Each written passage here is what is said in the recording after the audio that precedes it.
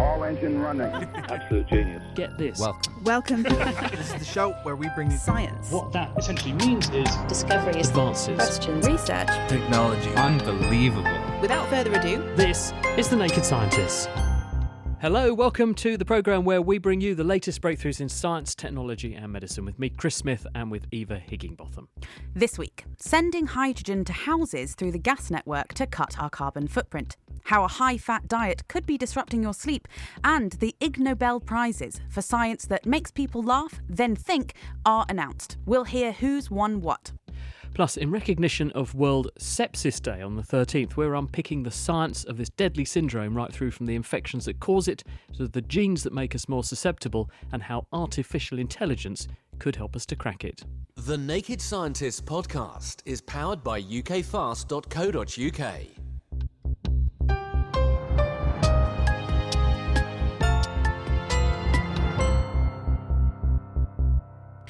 As we'll hear later in the programme, the world needs to leave most of its coal, oil and gas in the ground between now and 2050 if we're to stand any chance of keeping climate change to within a 1.5 degrees Celsius level of average warming. And that includes the UK. But according to a 2021 survey by the UK Department for Business, Energy and Industrial Strategy, 77% of respondents said that they do use gas central heating. So, how do we cut our carbon footprint while not leaving 3/4 of the country out in the cold? Well, one answer might be to send something different down the pipelines.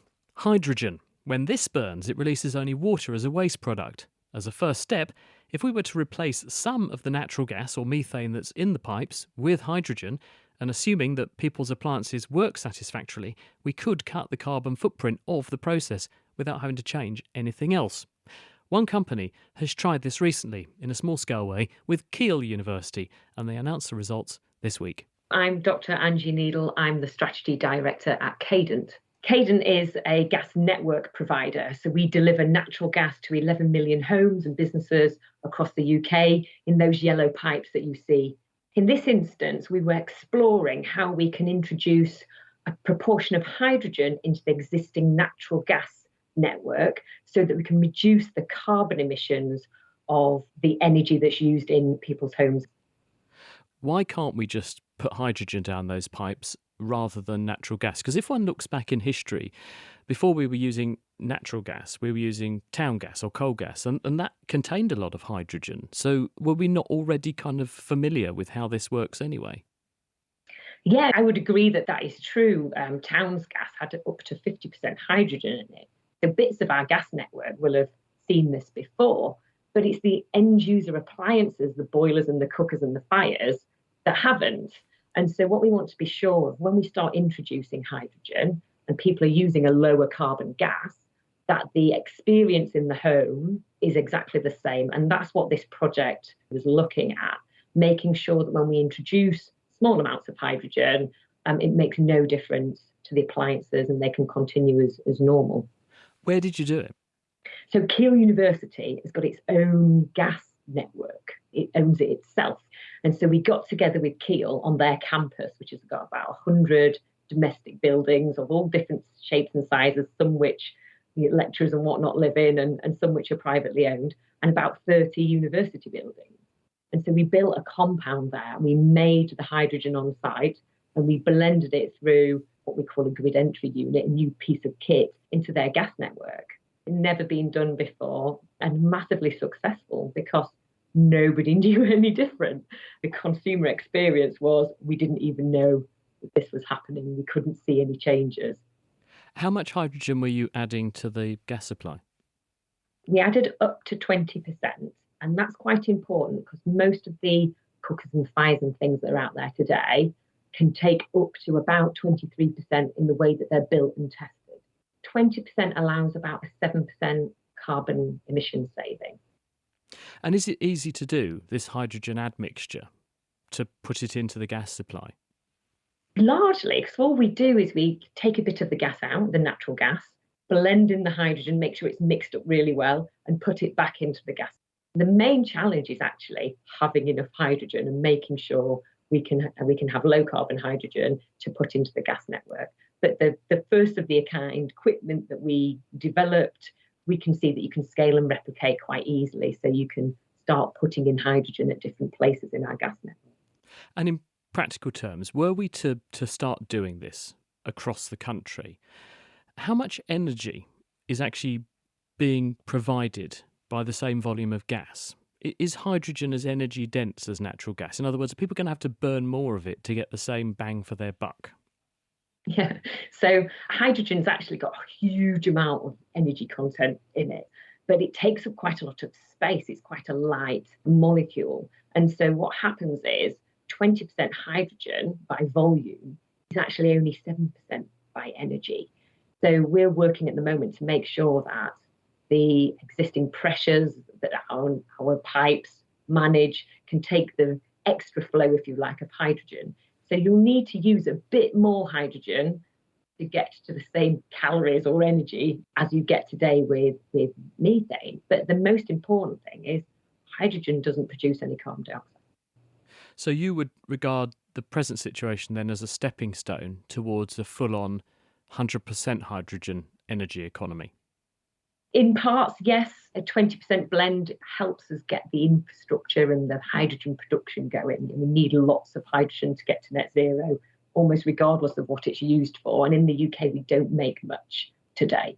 So we need to get production going. But I think there'll ultimately be a blend of different uses of energy in the future, renewable electricity and hydrogen. And consumers we need to help them understand whether their home is suitable for electric solutions and whether it's suitable for hydrogen, so that there is choice. The choice is good because if we put all our eggs in the same basket when it comes to energy, we tend to find that each one has limitations that needs the other to balance it out. So I'm very much supportive of us having choice, but also that we help consumers make that choice. Interesting idea, isn't it? Angie Needle there. So that's the good news. The less welcome news that we referred to earlier is that, according to a paper in the journal Nature this week, the world needs to leave a substantial part of its fossil fuel reserves in the ground if we're to stand a chance of curtailing the worst impacts of climate change. Now, in 2015, researchers at UCL estimated these limits. And now Daniel Welsby is back and he's taken advantage of more recent research and energy consumption trends to improve on that previous study. Harry Lewis asked him what the new figures show. 60% of global oil and gas reserves and 90% of global coal reserves need to remain in the ground. And, in comparison to the 2015 paper, that's nearly a doubling of oil reserves that need to remain in the ground. And globally right now, what does our fuel consumption or production look like? Is it on the rise or is it on the decline? It's very regional dependent. So, for example, in Europe and in the United States, we've seen quite considerable scale back in terms of our consumption of coal. But then that's been almost entirely offset by consumption increases in China and India and other parts of developing Asia. There is no indication from fossil fuel producers to scale back production on anything like the scale that we've suggested and the IEA's net zero report suggests. Those trajectories are going up when we need to be going down. And your model predicts how much fossil fuel a region of the globe can actually extract from its own reserves.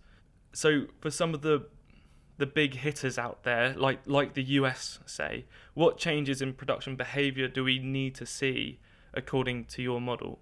Actually, the US average annual decline rate for gas production is 8%, which is really, that's a very, very quick decline. That's what's needed. Yeah, that's what's required. And what about for the rest of the globe? Yeah, I think probably for oil and for coal, generally, we see the vast majorities of regions have reached peak production in 2020.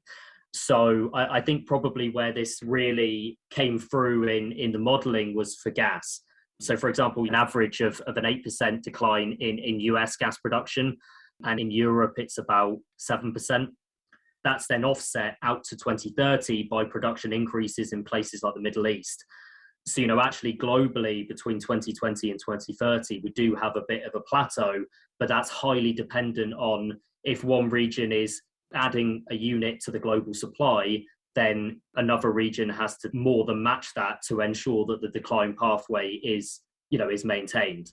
Sure. And if we do make these suggested cuts and we do keep this amount of fossil fuel in the ground, it's not 100% guaranteed we prevent ourselves from reaching that 1.5 degree markup in the climate. Yeah, no, absolutely. It feels like this is a big ask. It feels like it's too late to stop this stuff from leaving the ground. A lot of this is down to political will. We don't really have any time to take another 5 years discussing reversals of production and things.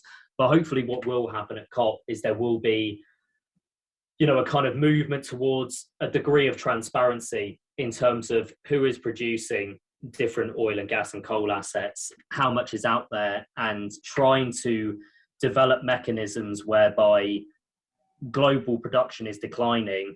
But then really one of the main messages from this work is that those really heavily dependent regions like the Middle East for oil, they're going to have to start to diversify their economies. And there does seem to be some movement on that. I'm not sure it's looking particularly rosy at the moment in terms of planned projects to come online as well. What are governments putting in place to try and reduce fossil fuels? Because surely that's the one main thing we can do. Yeah, absolutely. I mean, there are shoots of activity. The banning of new petrol and diesel cars or internal combustion engines in the United Kingdom announced. Denmark refused any new exploration licenses for oil or gas. This needs to be taken to another, I'd say, good few levels. What do those, in your opinion, good few levels resemble? What do they look like? In the future, really, it's some form of carbon pricing, which is in place in some regions at the moment, but need to be expanded globally and kind of ramped up in their incidence. And I'm sure that will certainly be something they'll be discussing at this year's Conference of the Parties, COP26, the climate change conference due to be hosted in Glasgow in November. And one wonders whether they'll overlook the fact that the UK is busy opening a new coal mine in Cumbria right now. That was Daniel Wellesby speaking with Harry Lewis. From baffling British weather, the sideways spines of the vertebrae coming off here, to looking at a cheetah from the inside out, games making their way to the clinic, and what to eat in your garden. The Naked Scientists In Short podcasts bring you a top-up of short, compelling science stories. Listen and download for free at nakedscientist.com/short or subscribe to Naked Specials wherever you get your podcasts. Meanwhile, here on The Naked Scientists with me, Chris Smith, and with Eva Higginbotham, how a tasty but high-fat diet might be disturbing your sleeping habits. Now, something else that might be keeping you up at night is that you've been eagerly awaiting the results of one of the highlights of the scientific calendar that comes around every year at this sort of time of the year, and that's the Ig Nobel Prizes. Every year, some of the most unusual scientific studies that famously make people laugh, but then stop and think, win this enormous scientific accolade. With us is the founder of the Ig Nobel Prizes, Mark Abrams, who founded them back in 1991. He oversees the ceremony, and he's here to talk us through this year's crop of the cream of scientific endeavour. Mark, you better tell us, for those not in the know, what the Ig Nobels are all about and why you founded this. These are prizes for something unusual. So they may strike you as being important or completely worthless or whatever, but there's more to them than you expect. We've been doing this, as you point out, for 31 years now. When you set them up, did you think you'd be having a conversation with me 31 years later, or at least anyone, about this initiative? I believe I did not have that very specific wish, but generally we hope that it will continue for a long time. We've been very happy to see that it has been, and we hope will be continuing for quite a while. Now, when you normally run them, because you came to Cambridge once and did a presentation during the Cambridge Science Festival on this, and made everyone roar with laughter, but you normally do this on stage, and people come to visit you for them. Obviously, that hasn't happened because of the pandemic. Normally this happens at Harvard University here in the U.S., inside the biggest theater there. So there are 1,100 people jammed into the audience, and winners come, 10 winners a year come from around the world, and we have a bunch of Nobel Prize winners there to shake their hands, and everybody's throwing paper airplanes at each other for an hour and a half. But yeah, we couldn't do that because of the pandemic. So last year and again this year, we've done the whole thing online, which is much more complicated, at least in a different way. What sorts of entries have you considered, though? Because obviously that hasn't changed. People are still doing fantastic science around the world, despite the best efforts of coronavirus to thwart science. Yeah, we still get many thousands of new nominations every year. Let me just dive into a few of this year's. One of them was the biology prize, went to a team in Sweden, Suzanne Schutz and her colleagues. They analyzed variations in purring, chirping, chattering, trilling, tweedling, murmuring, meowing, moaning, squeaking, hissing, yowling, growling, and other modes of cat-human communication. I think we've actually got a clip of that one. Let's have a listen to her. This is her actually doing the cat noises.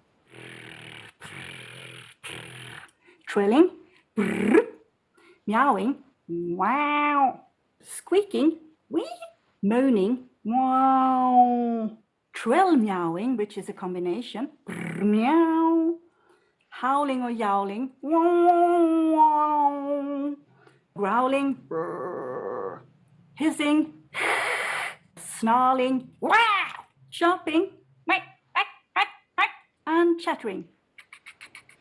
I bet she's great fun at dinner parties. Yes, I bet you're right about that.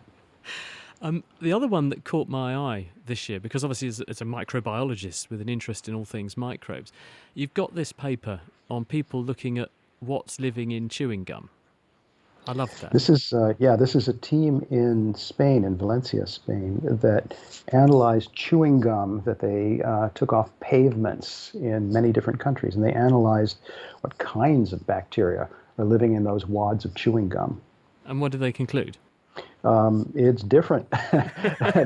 and also that if the gum has been there on the sidewalk for quite a while, if somebody goes and very carefully analyzes that hunk of chewing gum, you can get a sort of history of what was happening there on the bacterial level, because it changes from the surface down into the interior about how things progressed during the long period that the gum was living on the sidewalk.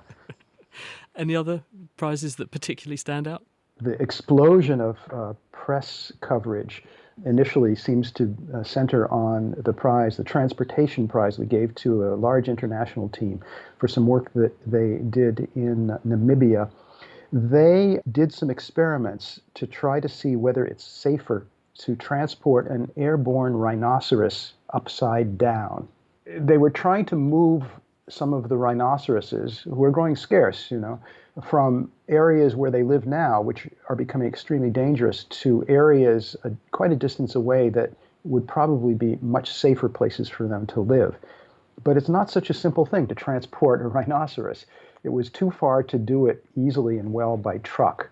So they were using helicopters. And the question came, how do you do this in a way that's safest for the rhinoceroses? They did some tests and discovered that health-wise, it seems to be notably better for the rhinoceroses to be dangled upside down by their legs.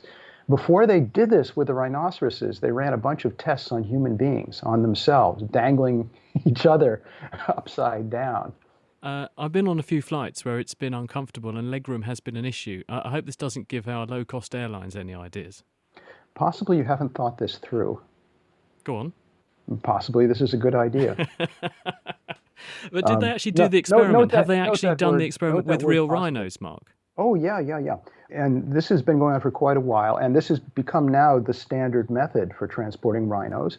And they're also starting to use this as a fairly standard method for transporting other very large animals, elephants, others. And they have experiments planned for possibly giraffes and some additional kinds of animals.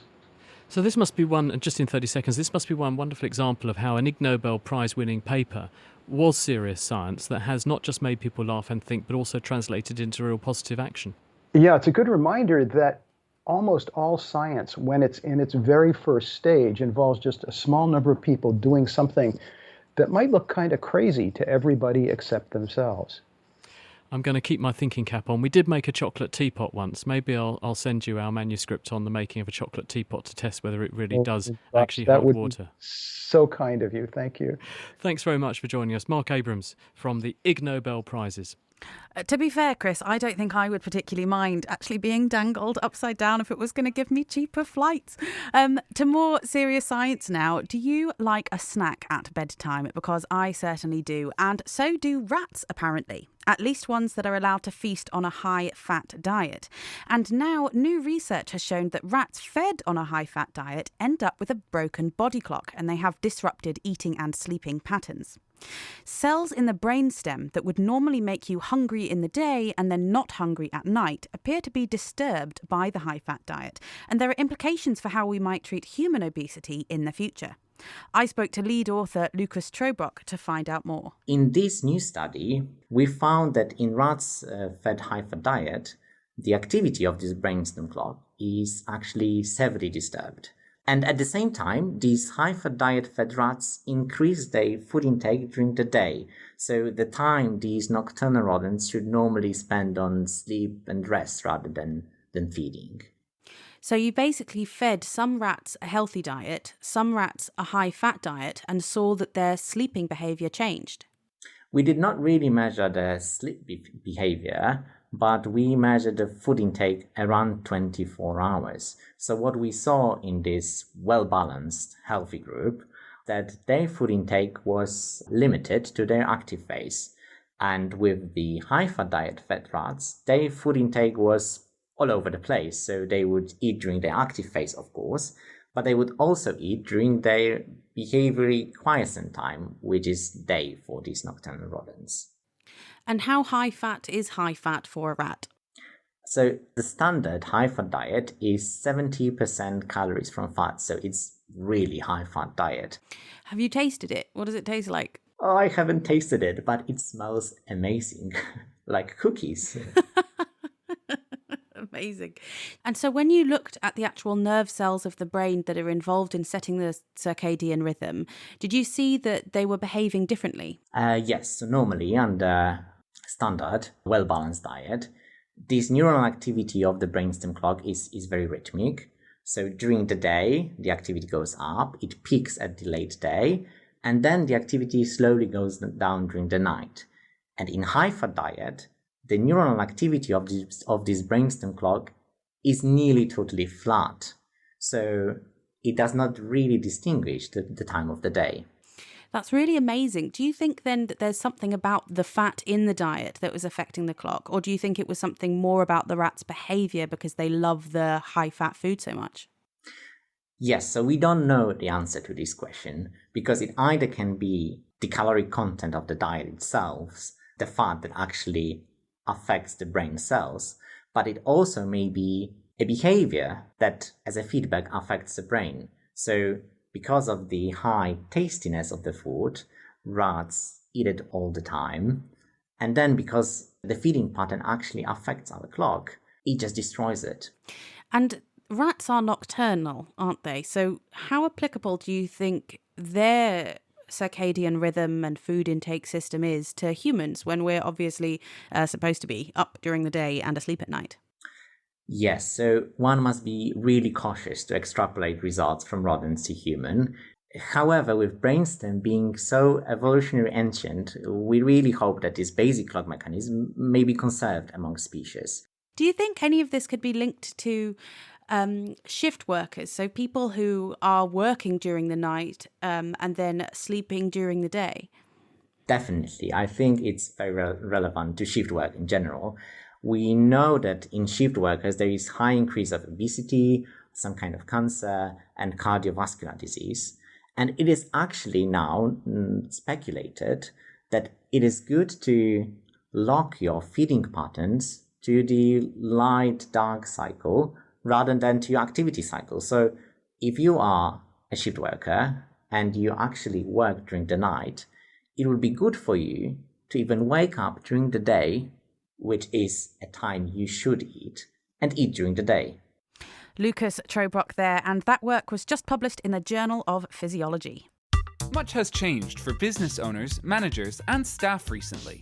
But with over 30 years' experience in telecommunications, award-winning independent company Spitfire have the expertise to make sure you stay ahead and can keep on innovating. Whether it's connectivity, MPLS networks, firewalls, or phone systems, Spitfire can help. To find out more, go to spitfire.co.uk. That's spitfire.co.uk. Spitfire, telecoms and IP engineering solutions for business since 1988. Music in the programme is sponsored by Epidemic Sound. Perfect music for audio and video productions. For the rest of the show this week, we're unpicking the science of sepsis in honour of World Sepsis Day on the 13th of September. Sepsis has been known by a lot of different names in the past, through from blood poisoning to septicemia and even blood rot back in the 11th century. But all these terms refer to the same dangerous diagnosis, where the body's exaggerated reaction to an infection causes severe collateral damage to its own organs and tissues. It's a medical emergency, and the World Health Organization estimates that it kills about 11 million people around the world every year. Thankfully, prompt diagnosis and treatment can turn the tables on the condition. Suzanne was a healthy 40-year-old woman who, like many of us, seemed to catch a bit of a cold in the stressful run-up to Christmas 3 years ago. I just started to just get, day by day, just get worse and worse. And I thought I was developing the flu.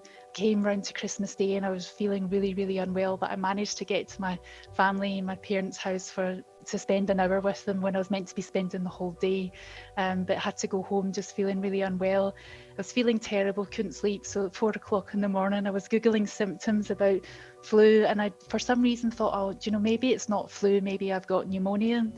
I quite quickly realised that my symptoms were much more like pneumonia rather than influenza, and the advice was you must go and see your GP as soon as possible. By this point, she was so weak her husband had to drive her the 100 metres to her GP's office for her appointment the next morning.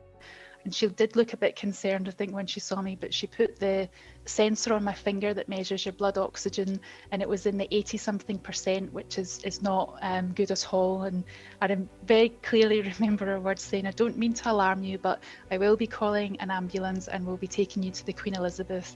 You're not very well and you need to get to hospital as soon as possible." Although Suzanne remembers the GP appointment, her memory pretty much goes blank for the next 2 weeks, and she's had to rely on friends and family's descriptions of what happened next. She was rushed to hospital and put in intensive care before being put on a ventilator, with her family waiting outside. The consultant came back and said that things had spiralled out of control. I guess at some point in all of that, that's when it became apparent that I had sepsis. I don't really know at what point it was first diagnosed, but I was on the ventilator, but my body and things had just kind of gone out of control, and the oxygen that I was receiving through the ventilator wasn't enough to sustain me, to keep me going.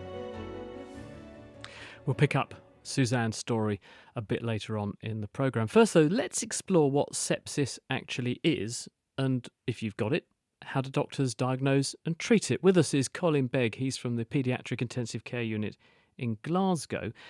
What's the strict medical definition, Colin? The strict medical definition is essentially where your body gets an infection, first of all, and then your immune system's reaction to that infection causes damage to your organs. And how would a person who's going down that path know it's happening to them? Well, that's the million-dollar question, Chris, really. The initial signs of sepsis can be quite non-specific, and what we as medical professionals try to do is separate those people who have sepsis from those people who perhaps just have a bad infection. All sepsis starts with an infection, and it's trying to identify those people who are going to progress onto sepsis that is probably the hardest part of our job at times. And how quickly is it clear that someone is on that slippery slope from just what could be a trivial infection for most people to life-threatening, overwhelming sepsis in that person? It can be very fast. Sepsis is one of the few conditions in the modern world that can kill a healthy adult in a matter of hours. Globally, it's still the number one cause of preventable death. So often we can get an idea within minutes by just looking at somebody's vital signs and certain other simple tests that they are progressing to a more severe case of sepsis. And when we make the diagnosis, do we actually know, right, this person's definitely got sepsis, or is that more a judgment call on the part of a doctor like you who's putting together various measures and thinking, well, this person's not going in the right direction, they're heading towards this situation, or are there some clear indicators this person has got sepsis? There are clear indicators, but as I said, those can be quite non-specific. And what I teach my registrars is that, can they say for certain that this is not sepsis? Because the treatment is really broadly simple measures. And by initiating those measures, you can stop the cascade of sepsis very early and prevent people progressing to multi-organ failure, which is what you want to do. So really, it's almost a shoot first, ask questions later approach a lot of the time in terms of the simple things we deliver, like oxygen, antibiotics, intravenous fluids. And then it's a question of going back and constantly reassessing the patient. It's one of those situations where expertise can be key. Bringing a senior person in to see the patient can often make a difference. Are there certain groups of patients that are particularly vulnerable to this happening that we need to watch out for? Yeah, like many diseases, sepsis affects disproportionately the very young and the very old, particularly the sort of preschool, toddler, infant group, and also the elderly, so people over the age of 70. And furthermore, people who've got any sort of immune problem. So patients who are immunosuppressed because of cancer, HIV, rheumatological disease, other reasons, they're all more vulnerable to sepsis than the general population. And are there any particular diseases that we associate with sepsis happening more frequently? So if one person is diagnosed with them, we know to watch out. Particularly simple things, or things that we think of as simple, like a pneumonia, for example, a chest infection, or also certain types of skin infection like cellulitis, certain urine infections. All of those can progress towards sepsis fairly easily, depending on the bug that is involved. And how long does it take for a person to turn the corner and then recover after a bout of sepsis? Again, that varies. It very much depends on the person's premorbid state. You know, if they were healthy beforehand, then generally they will recover quicker, but that is not always the case. Sepsis can take a terrible toll, particularly the multi-organ failure aspect of it. If you spend a fortnight in ICU on support, that takes a toll on your muscle strength, on your physical ability to do simple things like move and breathe. And it can take a long process of rehabilitation from that before you get back to your normal self. And some people say they never fully recover. And what fraction of people don't make it? So globally, the fatality from sepsis varies. In the UK, it's probably in the order of 15 to 25% mortality, which is high. That's in adults. In my own field, in pediatrics, our baseline mortality roughly is in the order of 3%. So for every 100 people who come into children's intensive care, sadly, about 3 of them will not make it through. But for sepsis, for the sepsis group, the fatality rate and mortality is much higher than that, probably in the order of about 10-15%. It's an important topic, and that's why we're discussing it. Colin, thanks very much for bringing us up to speed. That is Colin Begg. And as Colin mentioned, sepsis can arise from all sorts of illnesses. But what about the microorganisms themselves that are causing the initial infection? Andrew Conway Morris is an intensive care doctor specialising in sepsis at the University of Cambridge. You can get sepsis from bacteria, you can get sepsis from viruses, you can get sepsis from fungal organisms. And so really across the range, and equally some parasites such as malaria in the severe forms would also meet our definitions of sepsis. In terms of the common organisms that we see, the commonest are certainly bacteria. And again, they come from a range of different types of bacteria. If we split bacteria, broadly speaking, into gram-negative and gram-positive, which is how they stain under a microscope, we see common gram-positive organisms such as Staphylococcus aureus, and many of your listeners may have heard of MRSA. Other common organisms would be E. coli and Pseudomonas. And these are organisms that often we get from the gut or from the urinary tract. So it's a pretty broad field of organisms. And it's a very interesting question as to why you get the sepsis syndrome. How much of that is due to the bug and how much of that is due to the host response. And what is it that the host is responding to when they have an infection with something like E. coli? So the surface of the microbes, the bacteria and so forth, are covered in molecules. And what the body does, the immune system, is able to recognize those patterns and says, this is an abnormal thing that shouldn't be here. And therefore, I'm going to launch an attack because it shouldn't be here and it needs to go. Now, the key thing with sepsis is that response is not localized to a specific area, but rather spills out into the rest of the body. And again, why that happens is one of the key questions of sepsis, and one that we don't fully understand.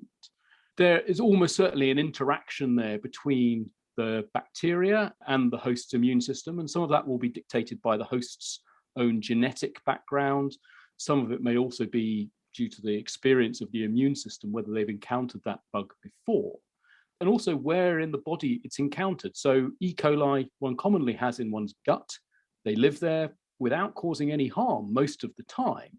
But if they spill out of the gut and they get into, say, for instance, your abdominal cavity, so the space around the gut, or they get into your bloodstream, then your body mounts a very vigorous response to that. And that is probably what triggers sepsis. And does the bacteria or other infective organism want this to happen? Like, is it in the gut trying to burrow through with some, tools it might have in its toolkit? Or is that not exactly what it wants? There are clearly examples of organisms that have what we call invasive potential. So you get entero-invasive E. coli, so that's E. coli that would invade through the wall of the bowel, or you get invasive streptococcal disease, where you have a Streptococcus pneumoniae, say, causing pneumonia, and that spreads into the bloodstream or sometimes into the central nervous system, causing a meningitis as well as a pneumonia. And some of that will be due to virulence factors carried by those bacteria that have the potential for invasion. But some of it, again, is probably also down to the host response. If the area where the bacteria are becomes leaky and your barrier defenses break down, then that again allows those bacteria that have the potential to cross into areas where they shouldn't be. Can you always figure out when you're treating someone for sepsis what the microorganism was that caused the reaction? So no, in fact, it's very common, probably in around 50 to 60% of cases of infection that present to hospital, we can't identify the infecting organism.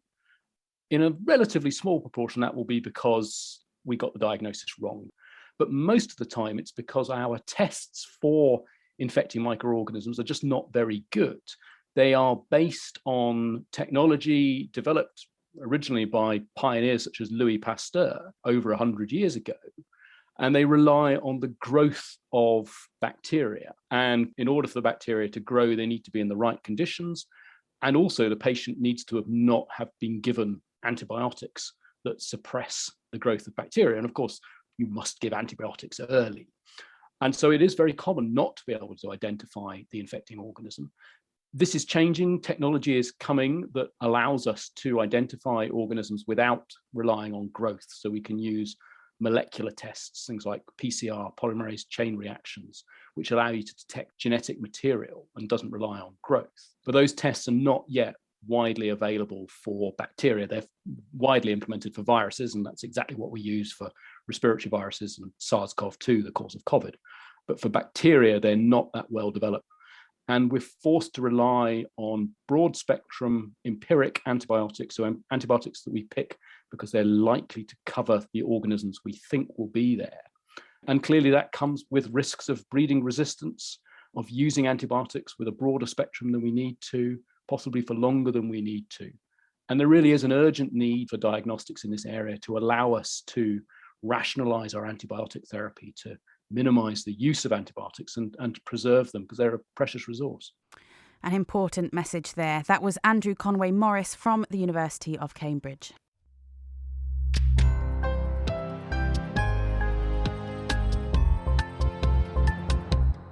Now, this week we are unpicking the science of sepsis, and we've just heard that it's an immune overreaction to infection that ultimately culminates in the body effectively shooting itself in the foot and damaging its own tissues, sometimes with fatal effect. This is nearly what happened to Suzanne, who we heard from a bit earlier. After the ventilator in Glasgow wasn't enough, Suzanne ended up being transferred through the night by a team of off-duty doctors and nurses to a hospital in Aberdeen who could deliver specialist treatment, which she thankfully responded well to, despite being in liver and kidney failure already. Once back in Glasgow and doing better, her sedation was lifted. The sedation was lifted when I came off the ventilator, and it was, trying to understand, what had happened. 2 weeks of my life had kind of disappeared, and I couldn't understand why I'd been in Aberdeen. and what was going on, and then it was just kind of trying to recover from that, and being in intensive care and just lying in a bed for 2 weeks, you lose a lot of your muscle mass. So it was, I thought I could just stand up and get out of bed, but it took 3 or 4 physios to get me standing for the first time. Full recovery to full fitness was probably about a year, but I did go back to work on a phased return after about 4 months. It's amazing what one small pathogen can do, or a few small pathogens. I think that's the thing with sepsis, that so much of it is not misunderstood, it's just not understood, why sepsis happens with one person and not another person. And as Suzanne said, that is the key question: how an infection that's relatively trivial for one person can cause a lethal, catastrophic reaction in another. And some of that difference might be down to differences in our DNA. Kenneth Bailey studies the role of genetics in sepsis at the University of Edinburgh. So, Kenneth, can you tell us first, how is your immune system generally influenced by your genes? Well, your genes provide the code from which the whole of your immune system is created. So everything in your immune system is potentially altered by your genes. And how much variation is there between people's immune systems due to DNA? Because, of course, people's immune systems change all the time just from being in different parts of the world, being exposed to different infections, etc. Yes, and you'd think that if you get an infection that the reason that's happened is because you've been exposed to a bug and that's what's causing you to become sick. But in fact, the degree of sickness you get is very strongly influenced by your genes. So in the 1980s, a group of scientists looked at people who were adopted in Scandinavia and found that if your adoptive parent died young of an infection, and remember that's the person who brought you up, who you called mum or dad, and who may even have coughed on you during their final illness, you're no more likely to die of an infection yourself if your adoptive parent died of one. But if your biological parent, someone you might never have met in your entire life, died of an infection, then you're 6 times more likely to die of an infection yourself. And is that then, that amazing statistic, is that then because your DNA has the code for making your white blood cells and the other cells that play important roles in your immune system? Yes, so the immune system is an incredibly complex system, probably second only to consciousness in the level of complexity in the body. And of course, consciousness hasn't had to change since it first evolved, whereas your immune system changes the threats that it has to fight with each new generation of organisms. So it's become an incredibly complicated system. The other thing that makes it complicated is that the organisms themselves, the bugs that infect us, directly interfere in the function of your immune system. So if there's a vulnerability in it, the bugs find it. So trying to understand that system has been a colossally difficult challenge. And so you've been trying to understand the link between people's genetics and sepsis. What have you been doing and what have you found so far? We've been trying to use genetics to understand that system, to really as a kind of shortcut to find the components of the immune system that change the outcome for the patient. And the reason, of course, we want to find those is because we want to find parts of the system that we might be able to change with a drug treatment. To do that, we need to compare DNA from the right people, patients who are unfortunate enough to become desperately sick with sepsis and need care in intensive care units, and compare them to the rest of the population to find out what specifically in their DNA, what in their genes is different about them that's led to them becoming so desperately sick. And have you identified any differences in the genes so far? We found many differences in genes relating to COVID, but not in sepsis yet. So sepsis is a very difficult challenge. I think, as Andy hinted at in his interview, the definition of sepsis is very, very broad. So it's really hundreds of different diseases. And so in order to tackle that problem using genetics, we're going to need to recruit very, very large numbers of patients. In fact, we've recruited many more patients with COVID into our studies than we have so far managed to recruit with sepsis. And of course, the reason for that is that intensive care medicine all over the world for the last year and a half has been very dominated by huge numbers of patients with COVID. So seeing as your genetics has such an influence on your immune system, does that mean then that if you develop certain illnesses like sepsis or COVID, that you just have a sort of weaker genetically defined immune system? Well, not always. There are immune deficiency diseases that often present in childhood in which part of the immune system is broken and the patient is born with that problem. But what we're teasing apart in COVID and sepsis is more the genetic tweaking of the immune system to make it better at one thing and worse at another. So the mantra in evolutionary biology is that adaptation comes at a cost.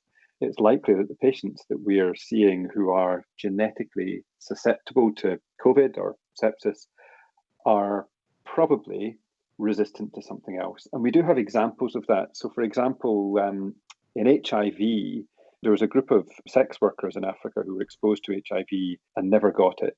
And many of them were found to have a specific genetic mutation that made it hard for the virus to get into their cells. And that exact mutation that made them resistant to HIV made the same people susceptible to a different virus called West Nile virus, and in fact, a couple of other viruses. So those sort of patterns probably exist across the whole immune system. So how then could a better understanding of the genetics lead to better outcomes for patients? How might this work in practice? The effect of a gene is sometimes a bit like the effect of a drug. So it changes the way a bit of your immune system behaves at a molecular level. And in some cases, we understand those mechanisms a bit.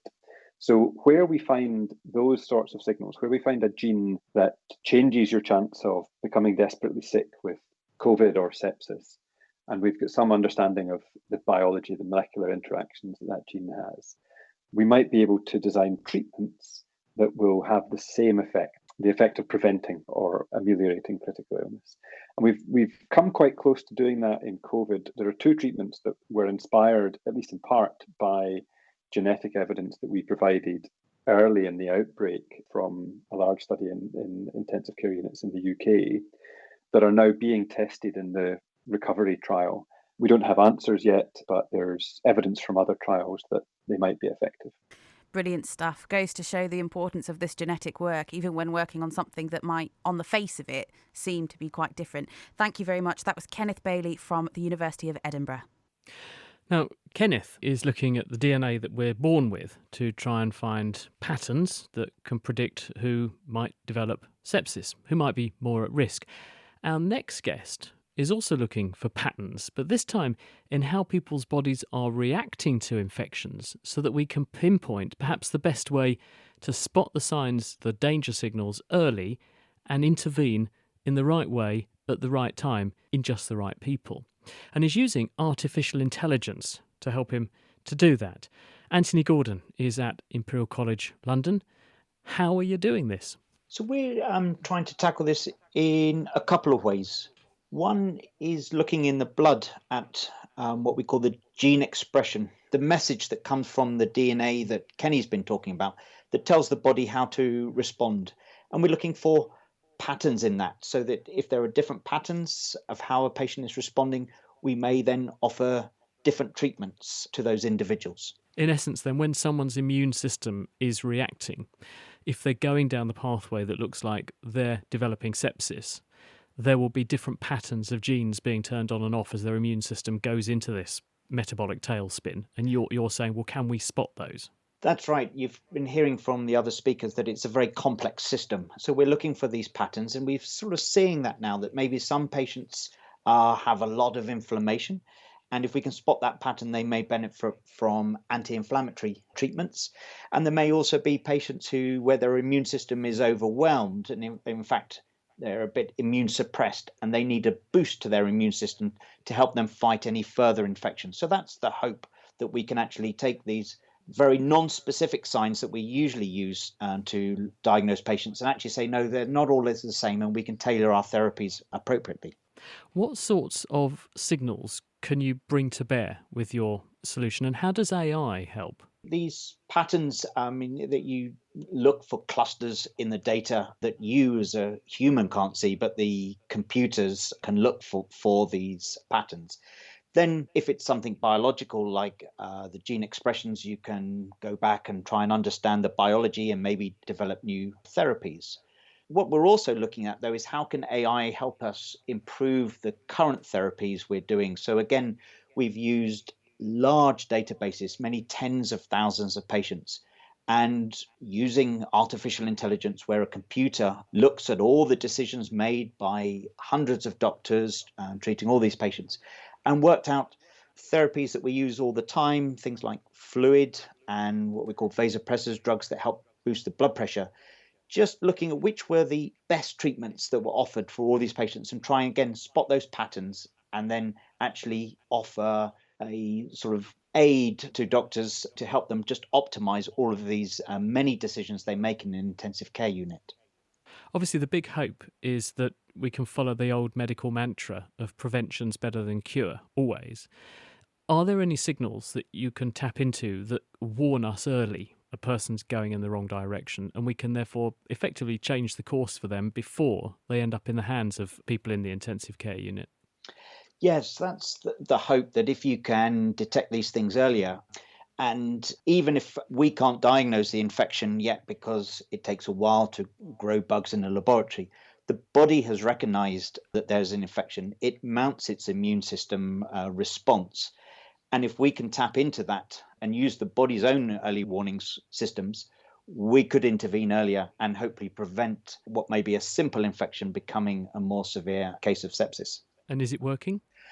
I think we're making good progress in that. Like all these things, it takes time to develop. But we've now got the diagnostic devices, these sort of PCR tests that Andy mentioned, that we use currently for COVID to detect viruses. Hopefully, you can change literally the cartridge that fits in the device. Instead of looking for virus DNA or RNA, look for the patient's DNA and RNA, and we can do that rapidly. The technology exists to do it in less than an hour, and that's the sort of work we are testing at the moment, making sure it's safe before we bring it into the health system. Because obviously, just in 30 seconds, agility and speed must be everything here, because people can deteriorate so quickly when they go down that slippery slope of sepsis. Yeah, you need a combination of experienced staff, and also if we can use these new technologies, which will be much quicker, I think this can help all clinicians make better decisions and treat patients more effectively and hopefully improve their outcomes. That's Anthony Gordon. Thank you very much. He's from Imperial College London. So hopefully that gives you a bit more insight into what the question of sepsis is, this diagnosis that we sometimes unfortunately see written on things like death certificates or diagnoses when people are going into hospital, a term that was foreign to many, including many doctors, but is increasingly being used. But thankfully, thanks to hopefully some of the initiatives that you've heard about on the programme this week, we're fast approaching a way to chase them down and stop them. And finally, time for a change of tack with Question of the Week. Cameron Voisey is shedding some light on this question from Muster Mark. What happens to the lost energy when the shorter wavelength, higher energy light toward the blue end of the spectrum is shifted into lower energy red wavelengths? Waves are just one way in which energy can be transferred from one place to another. Whether that's light waves lighting up your room or sound waves taking my voice into your ear. You may be aware that waves, like light and sound, can stretch. Listen to this, for example. As the ambulance moves away from us, the siren seems to slow down, which means the sound waves appear stretched. This is the Doppler effect, and the same thing happens with light. We say that it redshifts, since the light loses energy and becomes more red. But in Mark's question, something slightly different is going on. The stretching he mentioned is because our universe is expanding. As space expands, so too does the light within it, stretching it and so losing energy. So, where does all this energy go? I spoke to Enrico Paia, a cosmologist from the University of Cambridge, to find out. This is an excellent question, and in fact one which, in one form or another, is often a source of heated debate among practitioners. So many of us are familiar with the idea that energy is conserved. It may change from one form to another, but we know that when we add up all forms of energy, well, the grand total does not change with time. For example, when you boil a kettle, electrical energy from your home is converted into thermal energy to heat up the water. The total energy does not change. So, what does the light's lost energy convert into then? So the short answer to the question is that, in fact, energy is not conserved in an expanding universe such as ours, and so the energy that is lost by light as it shifts its frequency to the red simply disappears. So the idea that energy can't be created or destroyed doesn't actually seem to apply to our universe on its biggest scales. James Ferguson, another cosmologist at the University of Cambridge, explains why. The conservation of energy can be shown mathematically to be a consequence of assuming something called time translation invariance. This just means that we expect the laws of physics to be the same tomorrow as they were today. However, in an expanding space, the background isn't constant in time, so time translation invariance is broken and the energy conservation doesn't hold in quite the same way. Because our universe is expanding, the universe looks different from day to day, and so too do our cosmological experiments. Standard energy conservation disappears. So the answer to Mark's question? Light does lose energy as the universe expands, but that's okay. Regular rules about not losing energy as light is stretched don't hold in our expanding universe, and instead, cosmologists can consider space-time as a whole to have absorbed the energy. This restores a conservation principle, but not perhaps as we knew it. Thanks to Enrico and James. Next week, we're itching to get you the answer to this question from Margaret. Have frogs been seen scratching an itch? So if you know the answer to whether amphibians itch, hop to it and tell us. You can join the debate on our forum, nakedscientist.com/forum, or email chris@thenakedscientist.com. You can also use that address to send us any new questions you've been pondering. And there we must park it for this week. Thank you very much to Eva who put the programme together, and do be sure to tune in next time when we're going to do a show all about the menopause. Now, this affects half the population, but it's something that rarely gets discussed. So what happens during the menopause? Why do we have a menopause? And how can we manage the symptoms and lead a healthier postmenopausal life? Find out next week. The Naked Scientist comes to you from the University of Cambridge's Institute of Continuing Education. It's supported by Rolls-Royce. I'm Chris Smith. Thanks for listening, and from all of us here at the team, goodbye.